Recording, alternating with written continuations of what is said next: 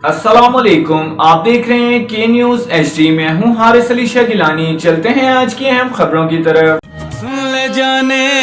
quality product by Khadim's Milk Foods, Sahiwal। दुनिया भर की खबरों के लिए हमारे साथ रहिए। लिए चलेंगे कराची, जहां से रिपोर्ट करेंगे हमारी लेडी रिपोर्टर अरूज खान। हमसे पहले रोटी, कपड़ा और मकान छीना गया, फिर हमारी तालीम को महदूद कर दिया गया और इसके साथ हमारा मुस्तकबिल भी तारीकी में धकेल दिया गया।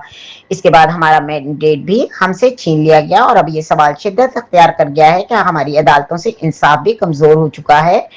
यही नहीं, जो लोग मेरिट पर मेहनत और काबिलियत के साथ आगे बढ़ते हैं, इनके हक की सीटें भी इनसे छीन ली जाती हैं। ये एक ऐसे निजाम की अक्कासी है जहां आम आदमी बर्बाद अपने हक के लिए जद्दोजहद करता रहता है। एडवोकेट मोहम्मद हारिस मेव, जो के हकीकी MNA भी हैं, NA 233 के, जिनकी मैंडेट पर भी डाका डाला गया था, इस जुल्म के खिलाफ आवाज बुलंद करते हुए आखिर कब तक अवाम के हुकूक से इस तरह छीने जाते रहेंगे।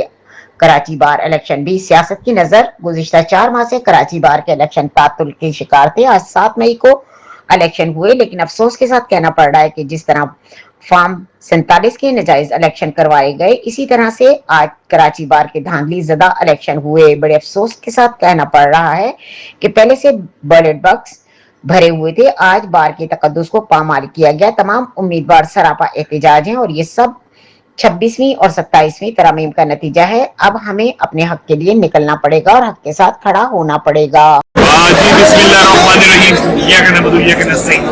आज जैसा कि आज कराची बार के इलेक्शन थे, गुज़श्ता 4 महीनों से ये इलेक्शन जो है मुलतवी का शिकार थे।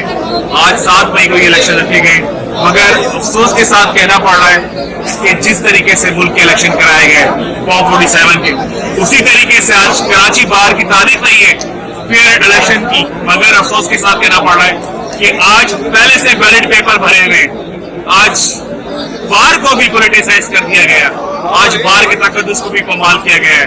तमाम कैंडिडेट जो सरापा एहतजाज हैं, सब एहतजाज कर रहे हैं क्योंकि पहले से ही बैलेट पेपर डाले हुए हैं बॉक्सेस के अंदर, तो फिर इनसे इलेक्शन क्या होंगे। ये हाल है फॉर्म 26वीं तरमीम के बाद और 27वीं तरमीम के बाद।